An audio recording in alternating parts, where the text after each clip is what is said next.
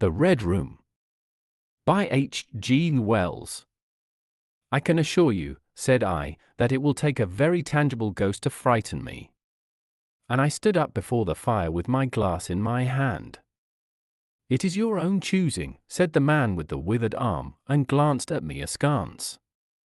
28 years, said I have lived, and never a ghost have I seen as yet.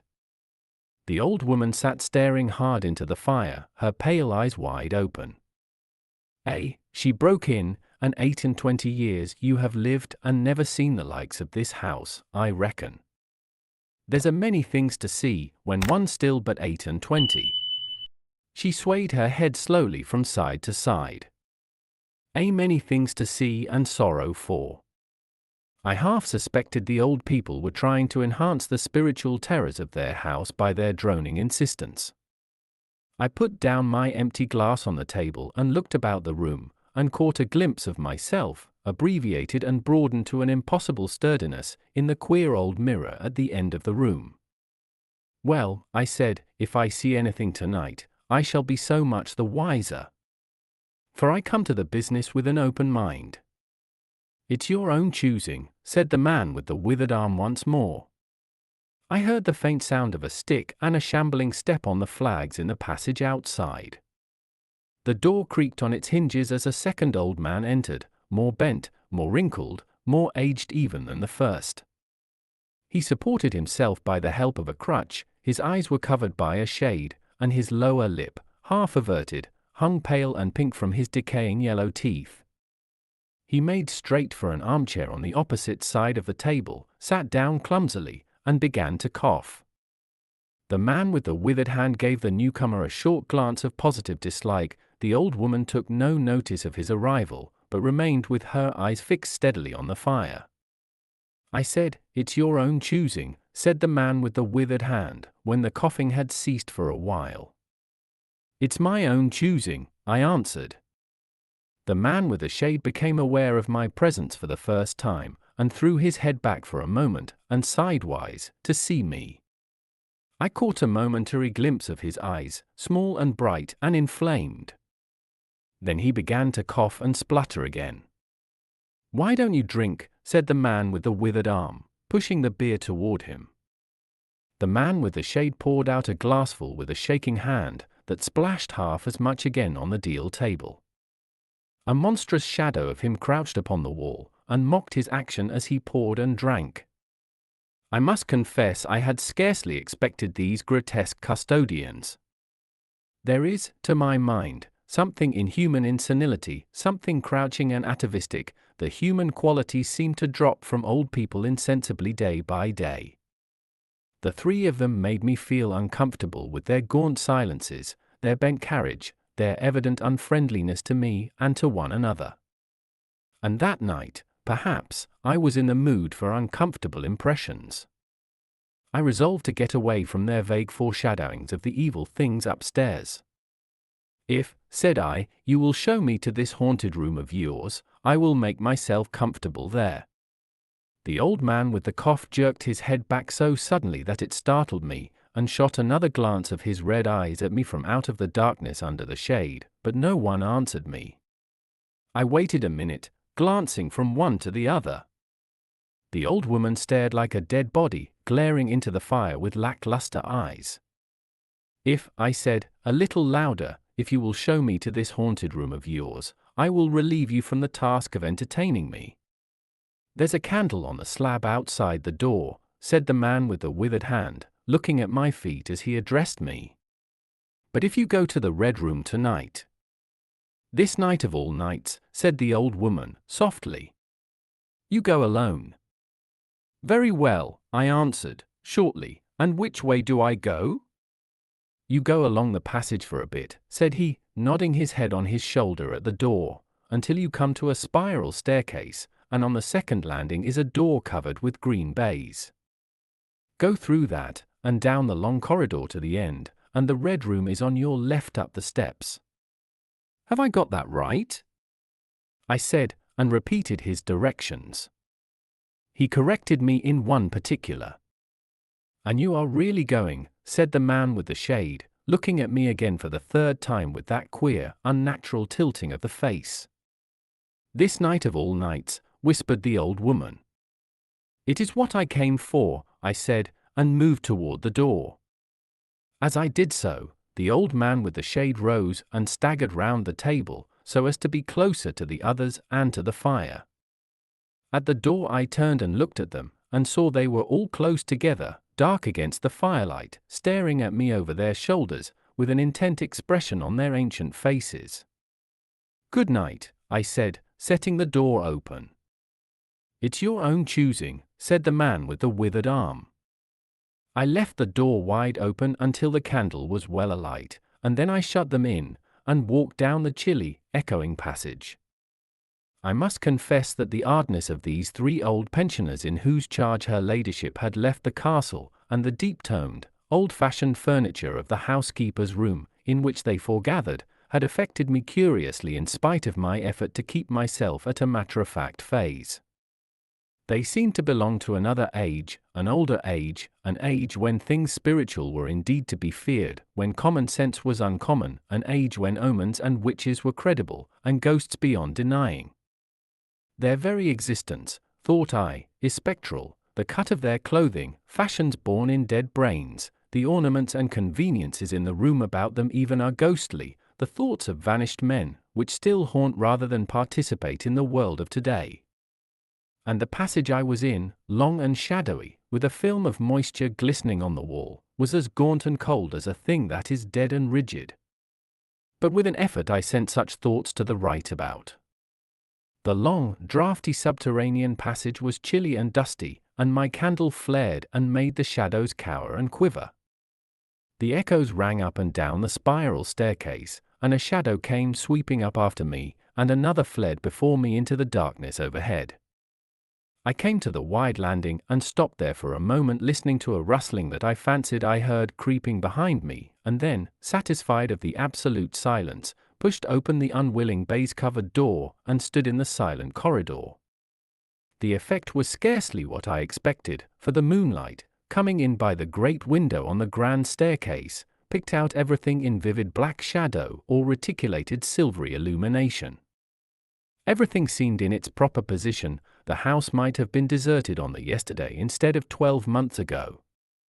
There were candles in the sockets of the sconces, and whatever dust had gathered on the carpets or upon the polished flooring was distributed so evenly as to be invisible in my candlelight.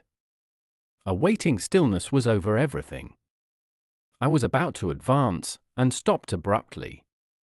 A bronze group stood upon the landing, hidden from me by a corner of the wall, but its shadow fell with marvelous distinctness upon the white paneling, and gave me the impression of someone crouching to waylay me. The thing jumped upon my attention suddenly. I stood rigid for half a moment, perhaps. Then, with my hand in the pocket that held the revolver, I advanced, only to discover a Ganymede and eagle, glistening in the moonlight. That incident for a time restored my nerve, and a dim porcelain Chinaman on a bull table, whose head rocked as I passed, scarcely startled me. The door of the Red Room and the steps up to it were in a shadowy corner. I moved my candle from side to side in order to see clearly the nature of the recess in which I stood, before opening the door. Here it was, thought I, that my predecessor was found, and the memory of that story gave me a sudden twinge of apprehension.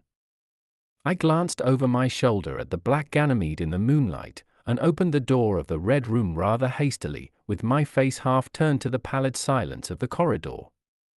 I entered, closed the door behind me at once, turned the key I found in the lock within, and stood with the candle held aloft surveying the scene of my vigil, the great Red Room of Lorraine Castle, in which the young Duke had died, or rather in which he had begun his dying, for he had opened the door and fallen headlong down the steps I had just ascended. That had been the end of his vigil, of his gallant attempt to conquer the ghostly tradition of the place, and never, I thought, had apoplexy better served the ends of superstition. There were other and older stories that clung to the room, back to the half-incredible beginning of it all, the tale of a timid wife and the tragic end that came to her husband's jest of frightening her. And looking round that huge shadowy room with its black window bays, its recesses and alcoves, its dusty brown-red hangings and dark gigantic furniture, one could well understand the legends that had sprouted in its black corners, its germinating darknesses. My candle was a little tongue of light in the vastness of the chamber. Its rays failed to pierce to the opposite end of the room, and left an ocean of dull red mystery and suggestion, sentinel shadows, and watching darknesses beyond its island of light. And the stillness of desolation brooded over it all. I must confess some impalpable quality of that ancient room disturbed me. I tried to fight the feeling down. I resolved to make a systematic examination of the place and so, by leaving nothing to the imagination, dispel the fanciful suggestions of the obscurity before they obtained a hold upon me. After satisfying myself of the fastening of the door, I began to walk round the room, peering round each article of furniture, tucking up the valances of the bed and opening its curtains wide. In one place there was a distinct echo to my footsteps. The noises I made seemed so little that they enhanced rather than broke the silence of the place. I pulled up the blinds and examined the fastenings of the several windows. Attracted by the fall of a particle of dust, I leaned forward and looked up the blackness of the wide chimney. Then, trying to preserve my scientific attitude of mind, I walked round and began tapping the oak paneling for any secret opening, but I desisted before reaching the alcove. I saw my face in a mirror, white. There were 2 big mirrors in the room, each with a pair of sconces bearing candles, and on the mantel-shelf, too, were candles in china candlesticks. All these I lit one after the other. The fire was laid, an unexpected consideration from the old housekeeper, and I lit it, to keep down any disposition to shiver, and when it was burning well I stood round with my back to it and regarded the room again. I had pulled up a chintz-covered armchair and a table to form a kind of barricade before me. On this lay my revolver, ready to hand. My precise examination had done me a little good, but I still found the remoter darkness of the place and its perfect stillness too stimulating for the imagination. The echoing of the stir and crackling of the fire was no sort of comfort to me. The shadow in the alcove at the end of the room began to display that undefinable quality of a presence, that odd suggestion of a lurking living thing that comes so easily in silence and solitude. And to reassure myself, I walked with a candle into it and satisfied myself that there was nothing tangible there. I stood that candle upon the floor of the alcove and left it in that position.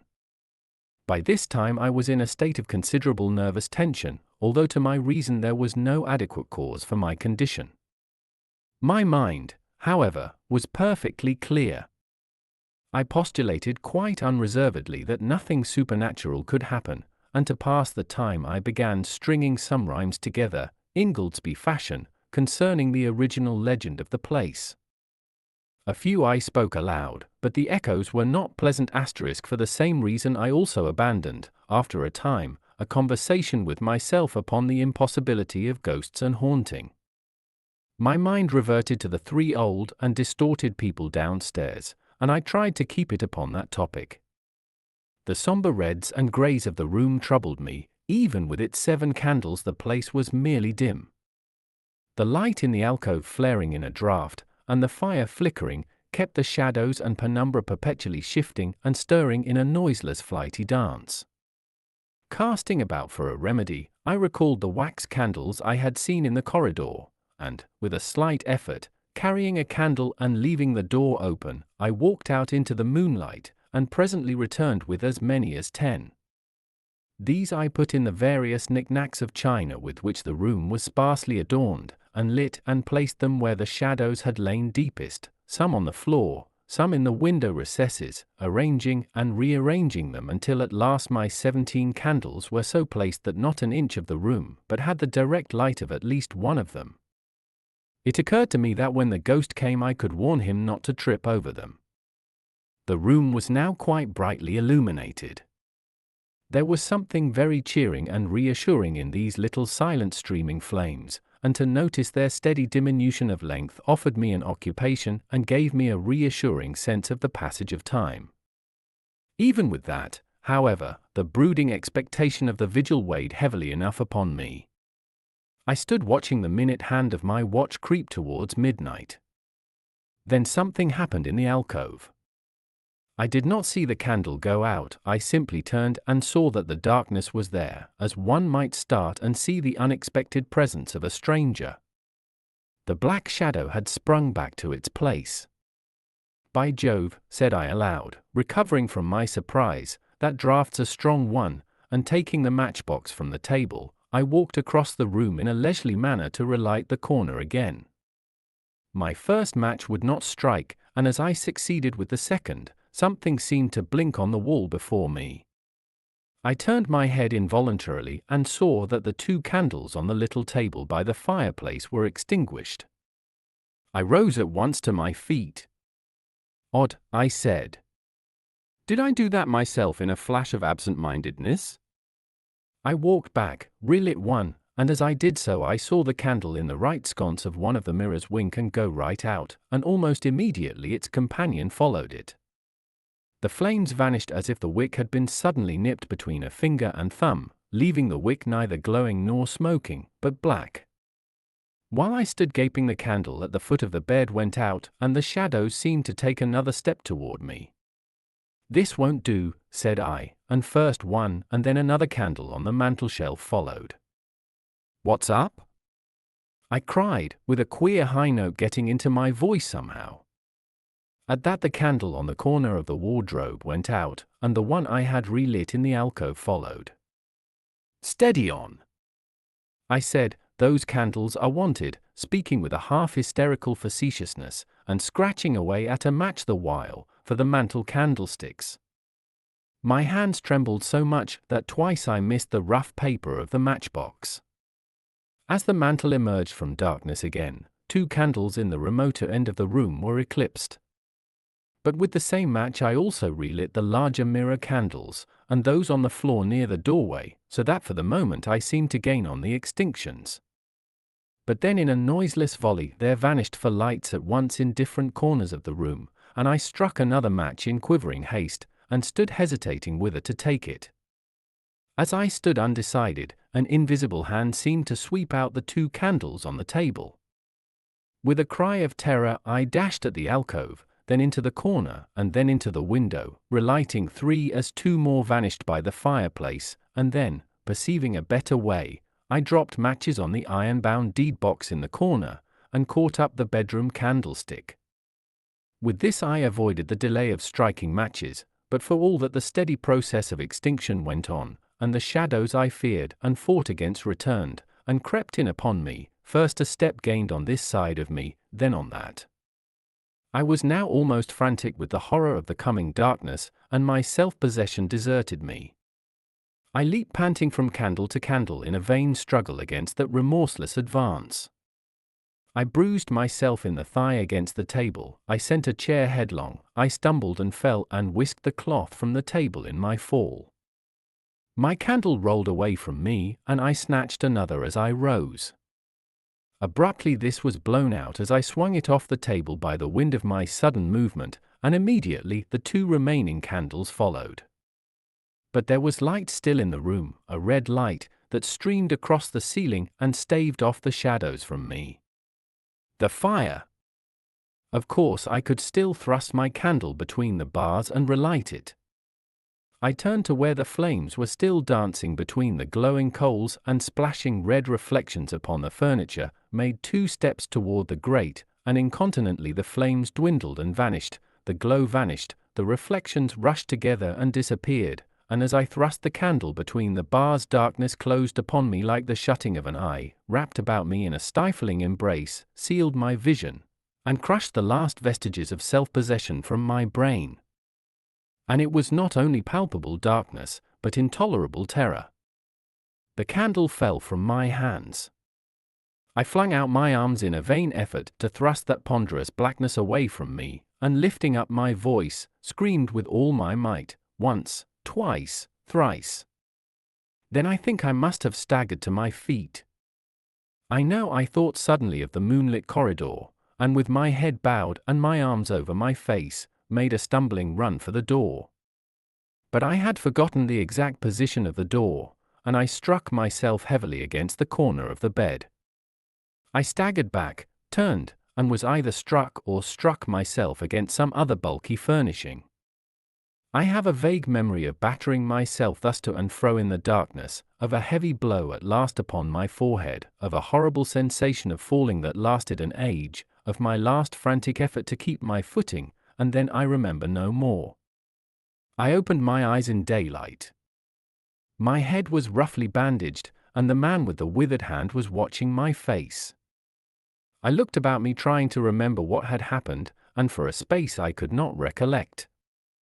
I rolled my eyes into the corner and saw the old woman, no longer abstracted, no longer terrible, pouring out some drops of medicine from a little blue phial into a glass. "Where am I?" I said. "I seem to remember you, and yet I cannot remember who you are." They told me then, and I heard of the haunted Red Room as one who hears a tale. "We found you at dawn," said he, "and there was blood on your forehead and lips." I wondered that I had ever disliked him. The three of them in the daylight seemed commonplace old folk enough.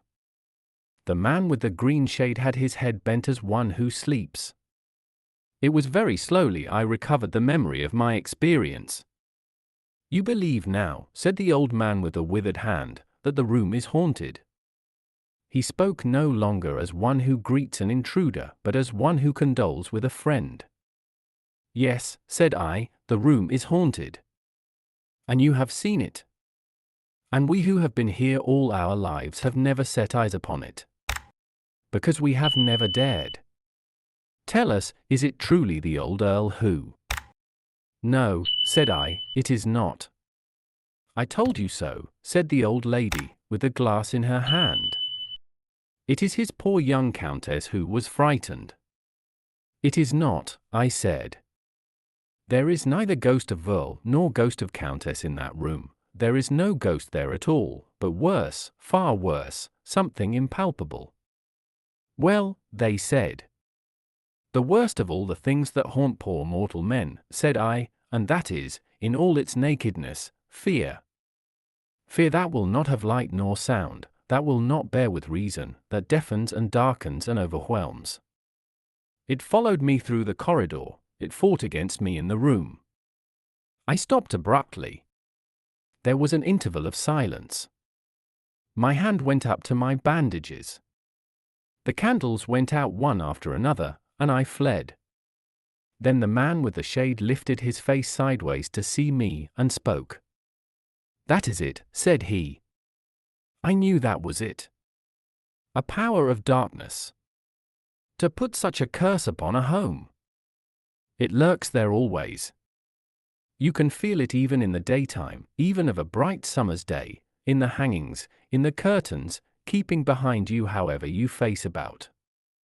In the dusk it creeps in the corridor and follows you, so that you dare not turn. It is even as you say. Fear itself is in that room. Black fear. And there it will be, so long as this house of sin endures.